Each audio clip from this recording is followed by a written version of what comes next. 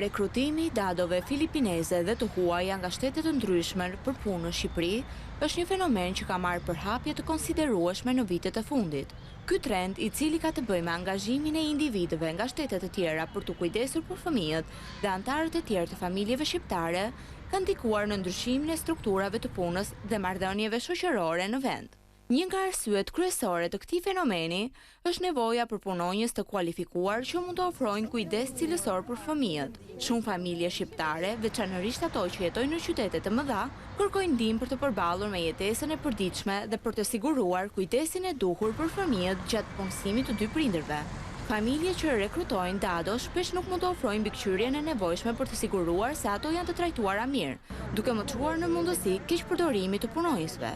Kjo mundësi mund të ndikojë negativisht në mirëqenien e tyre emocionale dhe mund të shkaktojë tensione në marrëdhëniet e punës, por dhe e kundërta, kur ato familiarizohen me vendin dhe mësojnë të flasin në perfeksion gjuhën shqipe.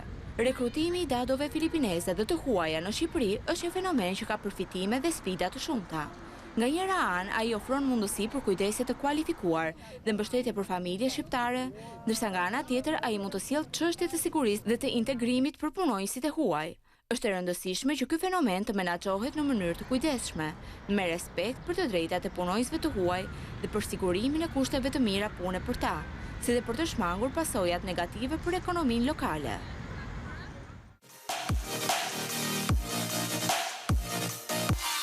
Për këtë fenomen i cili duket se është shtuar së fundmi në Shqipëri, për të huaj të cilët vinë, punojnë në Shqipëri dhe pse jo janë bërë edhe rezident. Do të flasim sot me një panel shumë interesant që ne kemi ngritur më tej për këtë argument. Përshëndetje, me ne është bashkuar në studio zonja Eliana Mete, menaxhere e portalit duapun.com, kënaqësi që je sot me ne. Faleminderit. Eva Bubeqi, sipërmarrëse. Përshëndetje. Mirë se vjen Eva. Mirë se u gjeta. Dhe gjithashtu Melodi, që është një vajzë filipineze, vjen nga Filipinet, ajo jeton prej disa vitesh në Shqipëri, jeton së bashku me Evën dhe është kujdestarja e fëmijëve të saj që ndihmon edhe me fëmijët. E nisim fillimisht me Evën, duke qenë se jemi në këtë diskutim. Pse ke vendosur të marrësh një dado filipineze dhe a je paragjykuar ndonjëherë, Eva? Dhe jo një shqiptare. Kur i mora unë, flasim për 2019, ishte koha e pandemisë, në 2020 unë mbyllëm. Guxova, po faktikisht nuk unë nisa për të marrë dado, unë nisa për të marrë punëtor për hotelin.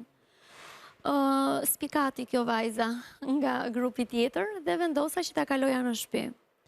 Aktualisht kam dhe një zonjë shqiptare që jam shumë e lumtur që e kam. Mirë po, problemi i stafit shqiptar është vetëm një, kanë familje në shtëpi dhe nuk janë të disponueshëm të punojnë me orë të gjata puna. Kështu që vjen ai të tetorarshin dhe ikën. Pastaj nga përfundimi i tetorarshit i zonjës shqiptare vazhdon vajza tjetër. Sepse duke qenë që jemi në biznes, jemi gjithë ditën në punë. Më thonë, dita ime nis në 7 mëngjesit dhe mbaron 11 natës. A hezitove ndonjëherë? Fare. A kishe frikë se zakonisht ne shqiptarëve na ndjek pak frikë ajo po si do e fusni të huaj në shtëpi, nuk e di, kulturat janë shumë të ndryshme dhe mbase e përshtatja mund të ketë qenë e vështirë në fillim? Në fillim vështirësinë e vetme e kisha tek ushqimi e tyre, sepse kanë një ushqim specifik. Dhe derisa u mësova me ritmin e tyre, pata pak vështirësi, por pastaj jo. Përveç se më kanë ndryshuar jetën për mirë, më kanë mësuar që të qesh më shumë, ti marr gjërat me pozitivitet, po. Sa herë që mërzitem që kam një shqetësim vetën në shtëpi dhe kjo që më pret me atë pusqeshje thot, smile, think positive. Motoja e filipineseve është always smile. Edhe shojmë të buzëqeshëm. Ndërkohë, Melodi, si jeni gjendur ju? Si ndjeni me zonjën Eva dhe çfarë solli në Shqipëri? Shumë mirë. Shumë mirë. I'm here in Albania. My experience is very nice and lucky to be here. And also have a good employer, you know. Dhe ku ka një good employer. Një punëdhënëse të mirë. Megjithatë, do doja të flasim pak për këtë trend, që me sa duket gjithnjë më shumë, po është i pranishëm. Vajza dhe gra nga Filipinet që vinë në Shqipëri. Ka shumë kërkesa ka? Si është raporti? Unë do bëja në fakt një retrospektiv. Hera e parë që besoj shqiptarët kanë parë në rrugë filipineze dado duke shtyr karroca, ka qenë rreth viteve 2000-2005. Që në atë kohë na bënin përshtypje. Na bënin shumë përshtypje, kuptohet që kjo ishte më tepër për familje të pasura që kishin mundësi që t'i merrnin. Mendonim se ishte një diçka e jashtëzakonshme, sepse është e vërtet që nuk mjafton vetëm që ti të marrësh dikë dhe të paguash të gjitha fitë që lidhen me personin apo me agjencinë e punësimit, por do duhet që ti sigurosh absolutisht edhe një dhomovete, ambientin e saj, ndoshta disa kushte të cilat lidhen me sigurimet, që në ato kohë për një shqiptar ose për një familje mbi mesatare, ose ndoshta deri diku të pasur, ishte pagëze pa imagjinueshme. Ndërkohë që nga viti në vit, por padyshim me pandemin u krijua një tendencë shumë në rritje të personave që merrnin në punë nga këto vende.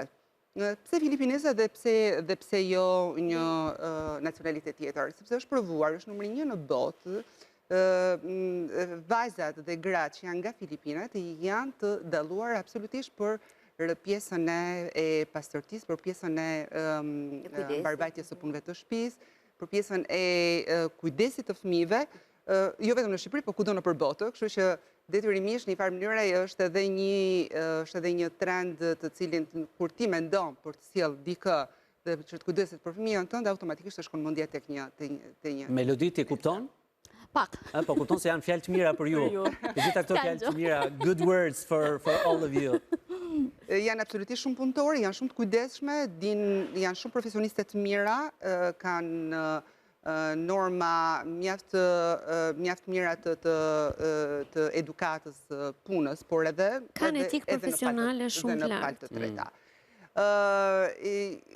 Për këtu janë krijuar, më thënë është edhe një trend tjetër i cili janë krijuar shumë agjenci punësimi që sjellin jo vetëm nga ky vend, por edhe nga vende të tjera. Po të doja t'ju pyesja, zonja Mete, a e kërkojnë edhe vetë filipinezët këtë tregun tonë shqiptar për të ardhur, apo operojnë zakonisht me agjenci punësimi? Operojnë me agjenci, kanë ndërmjetësues të cilët për profesionet caktuare, siç janë pra për dado apo për pastrim shtëpie apo për sallonet e bukurisë, të pjesa estetikës, përgjithsisht janë nga Filipinat, por kjo nuk do thotë që nuk kanë nga vende të tjera aziatike, të cilat mund të janë të pjesa masazhit apo edhe të profesioneve të tjera. Po, nga cilat vende janë, për shumë përveç Filipineve? A kemi një renditje të dytët të tretët që ndoshta vinë më së shumti? Por, varet nga sektori, nëse do flasim për sektorin e ndërtimit, ose mund të jenë për shembull edhe nga India, mund të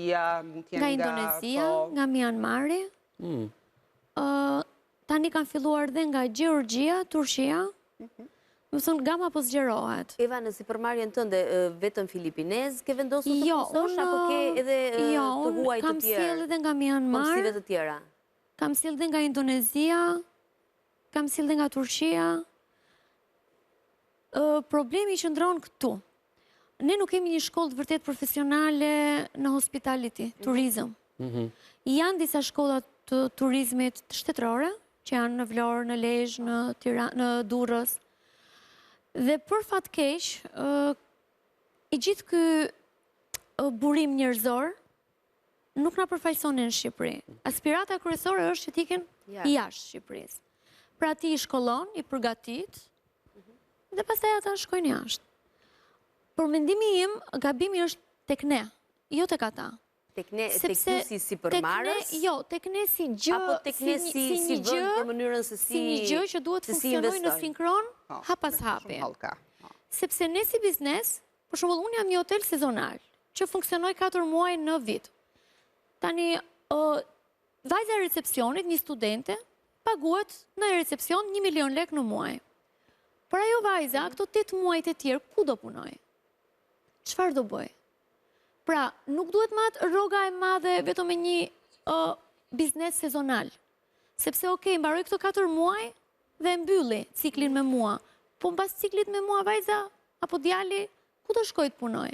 Do kthehet në Tiranë, ku merr 400.000 lekë të vjetra në muaj.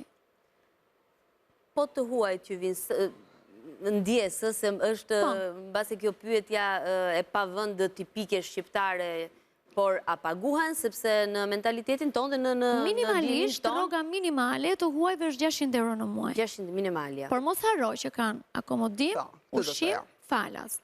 Dhe kontributet janë kosto që shtohen dhe kontributet i paguhet nga ne. Pra, nuk ullet as një cent nga rroga e tyre. Kontributet i paguajmë ne si biznese. Pra, biznesi në një farë mënyrë ka më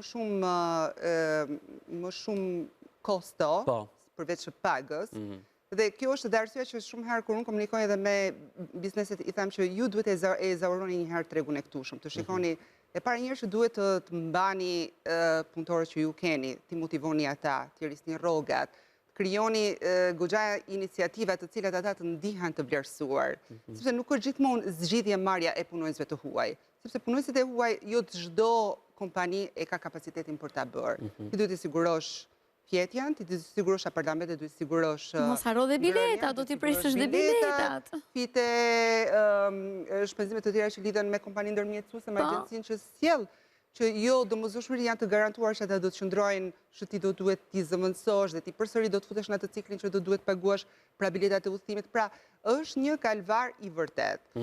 Por ndonjëherë harrojmë, mendojmë pagës me gjakzëtësi, duke menduar që nuk më pëlqen, duhet e gjithë stafin, më ka ardhur me të undës me shqiptarët, do duhet patjetër të shikoj mundësinë e tuaj dhe mendoj që ka ende shumë punë për të bërë, të paktën në këtë plan. Mua më bëri përshtypje pak më parë zonja Mete thaj që dikur në vitet 2000-2005 ishte etiketimi që filipinezët i merrnin vetëm familjet e pasura. Jo etiketimi, ashtu ishte. Ashtu ishte. Po në këto ditë si është, sepse unë mendoj që gjithë ato çfarë ju listuat është kosto shumë e madhe dhe një familje mesatare shqiptare nuk e di a do e përballonte dot. Besoj që po. E përballojnë, e sigurt. Thuajse është e njëjta pagesë me një shqiptare, vetëm se duhet kesh një dhomë që do t'ja sigurosh. Pra, supozohet në një apartament, 4 doma një kuzhinë ose 3 doma një kuzhinë, një do t'jetë patjetër për nuk mundet ta ndaj me fëmijën në dhomën, duhet ta ketë absolutisht personale. Po, jo ndjes edhe një pyetje të fundit jam shumë kurioze të di, a ka raste që filipinezët për shembull vinë dhe mund të akomodohen në shtëpi me qira, apo është kusht që të vinë dhe duhet me patjetër të qëndrojnë? Personalisht, unë i kam marrë një shtëpi me qira, apartament, dhe i kam futur gjitha vajzat e mia aty, sepse nuk kam vetëm Eludin, kam dhe shumë vajzat të tjera në biznes dhe i kam bashkuar të gjitha bashkë, dhe ato janë më komode, gatuajnë ushqimin e tyre, rrinë me njëra tjetrën, pra të dyja palët komod. Në fakt do doja të pyesja me Eludin se si është gjendur në Shqipëri. How did you find yourself here in Albania? Wow. Smiling always. All I can say is, I work in Middle East before in any country, but here in Albania I have the best experience. Ka punuar në vende të tjera, po në Shqipëri ka patur eksperiencën përvojën më të mirë? Yes. And what do you think about working for Albanian family? And at the other hand, what have you heard about Albanians before you arrived here? Before I arrived. E pyes pra që a ka dëgjuar diçka për Shqipërinë dhe për shqiptarët përpara se të vinte, ndoshta ndonjë stereotip? If I will compare the other country and here it's I experience a good experience, because this is my first time that I work, that I have a good employer. Since before, since I came here. Është hera parë pra që ka një punuar në Middle East. Ka punuar? Ka punuar në Middle East. Në Middle East i thonë në Katar, Libanon, Saudi Arabia, po, dhe atje njerëzit janë më rud, më të ashpër. Nuk kanë liri, janë gjithkohës të mbyllura, nuk dalin fare nga dyre shtëpisë. Ndërsa këtu kanë privatësinë e vet, kanë jetën e vet, mbaron orarin e punës dhe shkon bën gjërat e saj. Po si zgjodhi të vinte në Shqipëri? How did you choose to come and work in Albania? Who recommend you to come in Albania? My friend work also with me. With her, and then when I talked to him, and then he said my employer wants another employee, so I decided to apply here, and I want to have an experience also, a good experience. Ka ardhur si një përvojë me... Kanë ardhur inxhinierin pas tjetrit. Unë si fillim mora 12 dhe pastaj u gjenda me 50, sepse morën shoqe. Kush e di sa do zgjerohet, ka që kënaqur sa jeni me... Unë nuk e di, personalisht jam shumë okay. Jam shumë okay. Fantastike. Po doja ta pyesja pak për fjalë shqip. A ke mësuar ndonjë fjalë shqip? Have you learned any Albanian words yet? Yes, I know some words and të dua shumë. Të dua shumë, ti pas mësuar kryesorën. Të dua shumë Të tjetër. lutem. lutem, okay. Po, shumë mirë. Shumë mirë. No, and Abash, abash. mirë, dil. Kësë shumë e jona. Po, është e imi, Some Balkanit. Some basic Albanian words, Po, yeah. disa fjalë bazike shqiptare, më vjen mirë. Po, Iva. Zonjën Mete që e fitojnë një herë besimin, ose nëse vinë familjet edhe duan të punsojnë një filipineze apo një komsi tjetër, cila do qoftë, a kërkojnë siguri për personin që do të fusin në shtëpi? A ka një klauzol në kontratën që në shkruaj, nuk e di si bëhet kjo marrëveshje? Patjetër që po, patjetër që po. Unë do të shkruaj një çik më gjerë, sepse, okej, ka disa familje që duan të lloj shërbimi, por ky është një trend akoma dhe më i gjerë për kompanitë që po marrin gjithnjë më tepër punonjës të huaj. Unë të shikon që ka atë problematikën se si është rregulluar kjo me kontratat me shtetin.